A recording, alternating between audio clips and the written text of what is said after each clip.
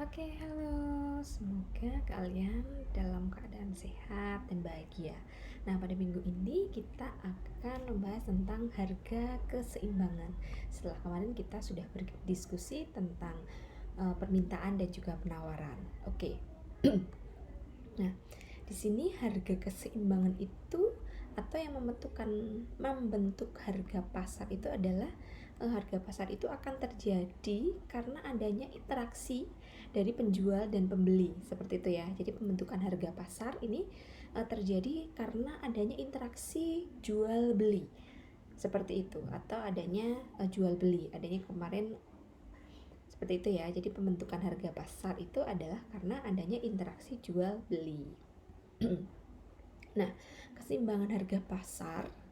Nah, jadi di sini harga itu harga yang disepakati bersama antara penjual dan juga pembeli. Jadi ini adalah disebut sebagai harga keseimbangan pasar. Jadi adalah di sini harga keseimbangan pasar itu adalah harga yang disepakati bersama gitu ya. Kalau harganya tidak disepakati bersama itu adalah bukan keseimbangan pasar. Jadi di sini kata kuncinya adalah yang disepakati bersama, begitu ya. Nah, oke, jadi di sini disepakati bersama antara penjual dan pembeli, gitu ya. Nah, ini disebut sebagai harga keseimbangan pasar, seperti itu. Nah, jadi ini adanya interaksi, itu adalah hubungan gitu ya, antara penjual dan pembeli yang melahirkan transaksi jual beli, ini disebut pasar. Jadi kalau adanya interaksi gitu ya antara penjual dan pembeli yang melahirkan transaksi, jadi ini adalah interaksi, ini hubungan gitu ya, hubungan penjual pembeli. Nah, ini menghasilkan transaksi gitu ya, menghasilkan transaksi ini ada disebut pasar, seperti itu. Nah, selanjutnya adalah ini nanti akan terbentuknya harga keseimbangan. Kita nanti akan belajar dari 3 pendekatan. Yang satu adalah pendekatan tabel, yang kedua adalah pendekatan kurva, dan yang ketiga ini adalah pendekatan matematis. Oke, sekarang kita akan membahas ke yang pendekatan tabel dulu, seperti apa gitu ya. Oke, kita lanjut ke slide selanjutnya. Nah, untuk pendekatan tabel kita bisa dilihat di sini, ini ada harga, ya, ada harga, ada permintaan dan juga ada penawaran. Oke. Nah, di sini kemarin kita sudah mempelajari tentang permintaan dan penawaran. Kalau harganya 60 gitu ya. Oke, di sini harga 60, permintaannya yaitu 1000 gitu ya. Penawarannya 5000. Masih ingat kan teman, kalau permintaan, kalau harganya semakin mahal gitu ya, semakin meningkat gitu ya. Kalau permintaannya itu biasanya akan semakin menurun gitu. Tetapi kalau untuk penawarannya biasanya ini akan yang supply yang akan ditawarkan oleh produsen kan akan semakin meningkat, seperti itu. Nah, di sini ada juga kalau harga 50, permintaannya 2000, penawarannya 4000. Oke. Nah, di sini terjadi keseimbangan pasar gitu ya. Nah, ini di saat adalah harga 40 di mana permintaan itu 3000 ya. Oke. Dan juga penawarannya juga 3000. Seperti itu. Ini adalah pendekatan tabel. Kita lihat permintaan dan penawarannya. Di saat yang diminta itu adalah sama dengan penawarannya. Ya kan? Ini adalah sama dengan, adalah di harga 40, maka ini adalah terbentuk namanya adalah keseimbangan pasar. Seperti itu. Nah, yang kedua, ini kita adalah pendekatan kurva. Oke. Nah, ini kita pendekatan kurva kita bisa gambarkan gitu ya. Tadi kan di 3000 ya, harga di 3000 dan harganya 4000. Di sini adalah price. Ya, ini price-nya adalah 40, key-nya adalah 3000. Nah, ini ada titik E, equilibrium ya. Ini adalah keseimbangan pasar. Titik bertemunya antara permintaan dan penawaran. Nah, jadi ini adalah namanya keseimbangan pasar. Di titik ini, E ini gitu ya. E ini adalah keseimbangan pasar atau equilibrium.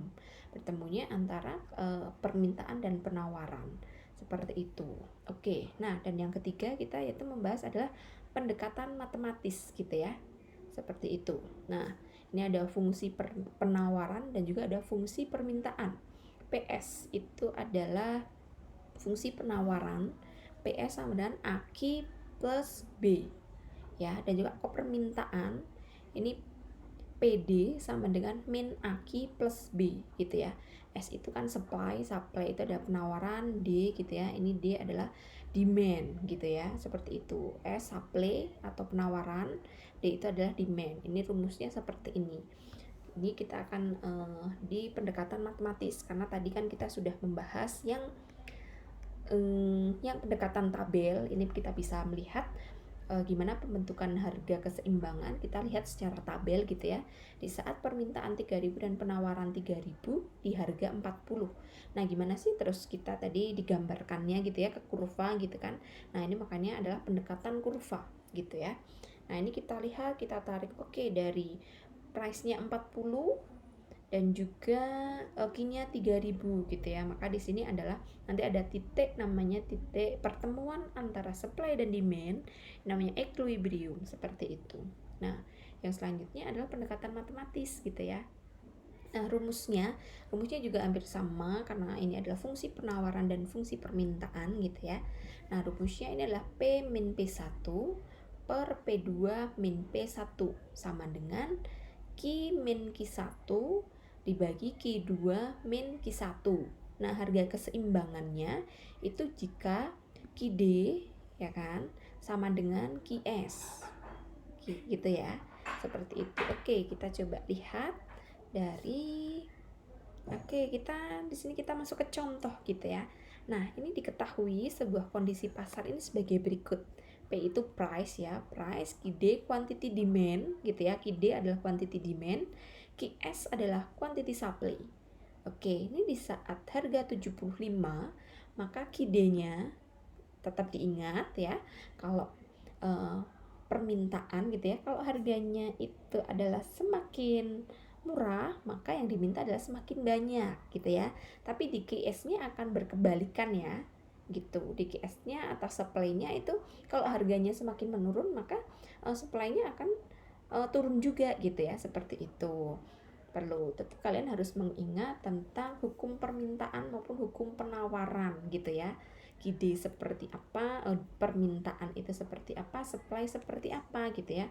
Kalau permintaan, kalau harganya semakin naik, semakin mahal gitu ya, maka kuantitas yang diminta itu akan semakin menurun gitu. Tapi kalau untuk supply, karena kemarin kurvanya gitu ya, berslope-nya itu positif gitu ya, maka kalau harganya semakin mahal gitu ya, semakin tinggi, maka jumlah yang akan ditawarkan oleh produsen juga akan semakin meningkat, seperti itu gitu ya. Ini P mula-mula adalah 75, berarti 100 ini adalah nanti adalah P2 gitu ya. Ini QD adalah 400 dan juga 350. Yang QS-nya 200 dan 250. Oke, kita masuk ke ini kita mencari persamaan ya. QD tadi dimasukkan untuk rumusnya, ini P1 min P min P1 ya. 71 ini adalah P1, 100 ini adalah P2, oke. Nah, dikurangi 75 ini adalah P1. Jadi ini silahkan dimasukkan ke rumusnya gitu ya. Rumusnya ini 400 ini adalah Q1. Q1 350 adalah Q2, 400 adalah Q1. Oke, gitu ya. Nah, jadi P min 75 dibagi 100 kurang 75 adalah 25, oke. Nah, Q min 400 dibagi 350 dikurangi 400 adalah min 50. Oke, setelah itu adalah min 50 ya, ini dikali dengan P min 75. Gitu ya. Oke, jadi ini adalah nanti min 50P plus min kali min jadi plus ya. Min min 50 dikali min 75 jadi plus 3.750 sama dengan ini 25 dikalikan dengan Q min 400. 25 Q ya. 25 dikali min 400 jadinya min 10.000. Nah, seperti itu. Selanjutnya adalah min 50. Min 50P sama dengan 25 Q min 10.000. Tadinya positif 3.750 dipindah ruas ya, pindah ruas jadi ke sini jadi negatif. Oke. Nah, selanjutnya adalah min 50P sama dengan 25Q min 10.000 min 3.750. Jadi di sini min 13.750. Jadi kita cari P ya. P sama dengan berarti ini dibagi 50 ya. Dibagi 50, min 50 gitu ya. Dibagi min 50. Jadi adalah P sama dengan min setengah Q dibagi min setengah Q plus 275 gitu. Oke, 25Q dibagi min 50 sama dengan min setengah Q, dan juga 13.750 dibagi min 50 adalah plus 275. Ini adalah persamaan dari kurva permintaan atau QD gitu ya. P sama dengan min setengah Q plus 275. Nah, ini selanjutnya kita mencari QS. Nah, rumus QS sebetulnya juga sama ya. Nah, ini kalau tadi kan QD. QD-nya juga kita lihat di QD. Lihat di ini QD berarti pakainya yang 400 dan 350 ini. Kalau QS nanti adalah Q-nya pakai yang 200 sama 250. Seperti itu gitu ya, jangan terbalik. Rumus QD sama dengan dan juga QS gitu ya. Oke, ini kan QD, makanya Q-nya adalah 400 dan juga 350 ini ya, ini QD. Oke, QD. Nah, yang ini adalah QS gitu.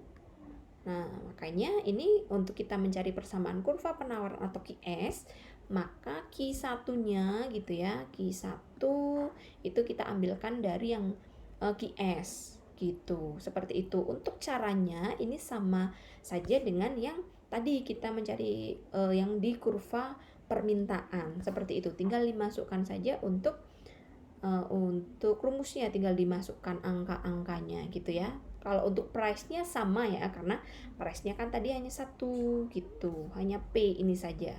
Tapi kalau QD dan QS, nah kita perhatikan di sini. QD-nya 400 dan 350. Kalau yang QS-nya adalah 250 dan 200 gitu. Oke, seperti itu ya. Untuk pengerjaannya ini adalah sama dengan waktu kita mencari kurva permintaan. Seperti itu. Nah, selanjutnya setelah kita sudah mengetahui nih untuk yang di QD ini persamaannya P ini, mencari persamaan kurva ini adalah P min setengah Q plus 275, dan juga yang di QS adalah P sama dengan setengah Q min 25 gitu ya. Nah, selanjutnya kita mencari titik potong persamaannya nih gitu kan.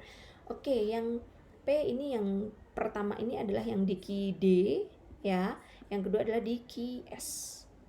Nah, jadi P sama dengan min setengah Q plus 275. Nah, yang kedua adalah yang di QS adalah P sama dengan setengah Q min 25. Jadi P min P ini dikurang ya, ini dikurang, ini adalah 0 sama dengan setengah Q min setengah Q, itu jadi adalah min Q plus 300 gitu ya. Kan 275 min gitu kan 25. Jadi plus 300 seperti itu. Gitu. Jadi Q-nya adalah sama dengan 300 gitu ya. Seperti itu. Selanjutnya ini P sama dengan setengah Q min 25. Jadi ini kita masukkan nih Q-nya gitu kan ke persamaan yang di QS, misalkan kita masukkan. Jadi sama dengan setengah kali 300 ya, Q-nya kan 300 min 25. Jadi setengah kali 300 adalah 150 min 25, ini sama dengan 25. Jadi ini P-nya di 25 ya, Q-nya ada di 300. Nah, jadi harga keseimbangan yang terjadi itu adalah di 125, dan juga QD maupun QS-nya itu pada harga keseimbangan tersebut adalah 300, Q-nya 300. P-nya adalah di 125, Q-nya adalah di 300, seperti itu. Gitu ya. Jadi mungkin kalau bisa dengan kurva di sini P, jangan lupa besok kalau membuat kurva harus ada ini itu yang vertikal, ini dia adalah misalkan P, yang horizontal adalah Q, jangan lupa dikasih. Nah, ini misalkan P-nya adalah di sini adalah 125 example gitu ya. Di sini 125. 125, terus ini adalah Q-nya 300 gitu ya. Nah, ini adalah harga keseimbangannya, titik ke sini gitu ya. Nah, ini Setelah itu adalah ini, oke, ini QS, ini adalah QD. Oke, gitu ya, intinya gini lah, intinya gini. Oke, ini S, ini D ya, ini adalah D, ini adalah S ya. Oke, seperti itu. Ini adalah pertemuan antara kurva supply dan demand gitu ya. Ini adalah kurva supply dan demand, pertemuannya adalah di sini di titik P-nya 125, Q-nya adalah 300, nya adalah titik equilibrium. Seperti itu gitu ya. Nah, oke, sekarang lanjut nih. Gitu kan? Kalian masih ingat kan tentang kemarin pergeseran dan pergerakan gitu ya. Nah, kalau gerakan gitu kan kemarin adalah di sepanjang garis kurva gitu ya. Di titik-titik ini adalah pergerakan gitu ya, pergerakan dari titik A misalkan ke titik B terus ke titik C gitu ya, ini di sepanjang garis kurva. Tetapi kalau pergeseran gitu ya, dia bisa ke kanan atas atau ke kiri bawah gitu ya. Ini misalkan ini lebih pergeseran titik keseimbangan yang disebabkan bertambahnya jumlah permintaan. Tadinya adalah di D ini, di D ya, di D, oke, tadinya 30 ya kan, karena dia adalah pergeseran disebabkan karena bertambahnya jumlah permintaan gitu ya. Tadinya 30, sekarang permintaannya jadi 50 nih gitu kan. Nah, kemarin misalkan untuk pertambahan jumlah permintaan itu karena mungkin disebabkan oleh misalkan pendapatannya bertambah atau selera konsumen yang berubah gitu ya. Jadi makanya ini titik D ini di D menjadi di D1 ini bergeser ke kanan atas gitu ya. Seperti itu. Ini adalah pergeseran kurva keseimbangan. Ini tetap equilibriumnya ini adalah yang awal ini di titik E gitu ya. Nah, selanjutnya adalah di titik E1 gitu. Seperti itu. Itu akan adanya keseimbangan yang baru seperti itu gitu ya. Nah, selanjutnya pergeseran juga mungkin disebabkan misalkan adanya berkurangnya jumlah permintaan gitu ya. Nah, makanya ini dari titik dari D, dari kurva D ini menuju ke kiri bawah gitu ya, menjadi D1 seperti itu. Ini adalah pergeseran titik keseimbangan gitu ya, seperti itu. Nah, ini ada juga pergeseran titik keseimbangan yang disebabkan bertambahnya misalkan jumlah penawaran. Jadi dari produsennya gitu ya, dari jumlah penawaran atau dari jumlah yang ditawarkan oleh produsen. Seperti itu. Tadinya dari S misalkan gitu ya menjadi S1. Dari S gitu kan. Seperti itu. Ini jadi S1. Gitu. Ini adalah pergeseran titik keseimbangan disebabkan bertambahnya jumlah penawaran gitu ya. Biasanya kan ini tadinya harganya di 40 nih gitu ya. Keseimbangan awalnya harganya di 40, tetapi adanya bertambahnya jumlah penawaran gitu ya. Jumlah barang yang beredar di masyarakat itu semakin banyak gitu ya. Maka harganya ini akan turun. Biasanya kalau kita ini ya, kalau jumlah barang di pasaran itu banyak gitu ya, biasanya akan menurunkan harga seperti itu. Tapi biasanya permintaannya juga akan diikuti dengan permintaannya juga akan semakin meningkat gitu ya, karena harganya turun gitu.